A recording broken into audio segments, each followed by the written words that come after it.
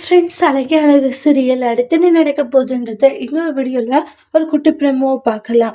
ரேவதி இருந்துட்டு இனிமேல் நான் இந்த தப்பு பண்ண மாட்டேன்னு எவ்வளவுதான் தங்கராஜ் கிட்டே அழுந்து புலம்புனாலுமே அந்த தங்கராஜ் கொஞ்சம் கூட ரேவதியோட பேச்சை கேட்கறது கிடையாது. நீ என்ன பண்ணாலையும் ரிட்டர்ன் அதே தப்பை தான் பண்ற, என்னோட பேச்சை கேட்க மாட்டேங்கிற, உன்னை இப்படி விட்டா சரியா வராதுன்ற மாதிரியே ரொம்பவே இது பண்ணிட்டு இருக்காங்க. வெளியே போய் இருன்ற மாதிரி வெளியே இருக்க வச்சிருவாங்க. அதனால ரேவதி ரொம்பவே கஷ்டப்படுறாங்க. அப்புறமா தங்கராஜோட அம்மா இருந்துட்டு, நைட் டைம்ல எதுக்குடா அவளை வெளியே படுக்க வச்சுட்டு இருக்கான்றாங்க.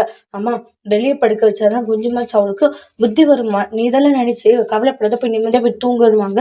ரேவதி வெளியே உட்காந்து ஃபீல் பண்ணிட்டு இருக்காங்க. இங்க மலர் ரொம்பவே ஹாப்பியா இருக்காங்க. உடனே மலர் ஹாப்பியானு சந்தோஷமா இருக்கான்னு கேக்குறீங்க, அவ்வளவு சந்தோஷமா இருக்கு தெரியுமான்றாங்க.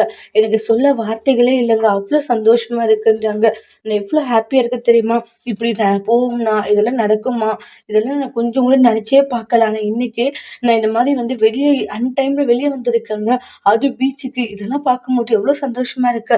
என்னுடைய ரொம்ப நாள் ஆசையை நீங்க நிறைவேற்றீங்கன்றாங்க.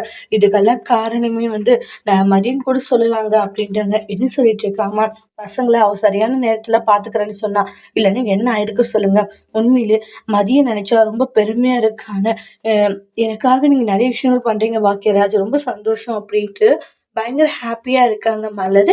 இந்த இடத்துல நம்மளுடைய மலர் கூட நம்ம பாக்கியராஜுமே ரொம்ப ஹாப்பியா இருக்காங்க. ரேவதி வீட்டுக்கு வெளியே உட்காந்து ஃபீல் பண்ணாங்க. ச்சே, இவரை என்னதான் பண்றதுன்னு தெரியல, ஏன் இந்த மாதிரி எல்லாம் பண்ணிட்டு இருக்காருன்ற மாதிரி ரொம்பவே எமோஷனலா ஃபீல் பண்றாங்க. அதோட எந்த ப்ரமும் முடிச்சிருக்காங்க. தேங்க்யூ.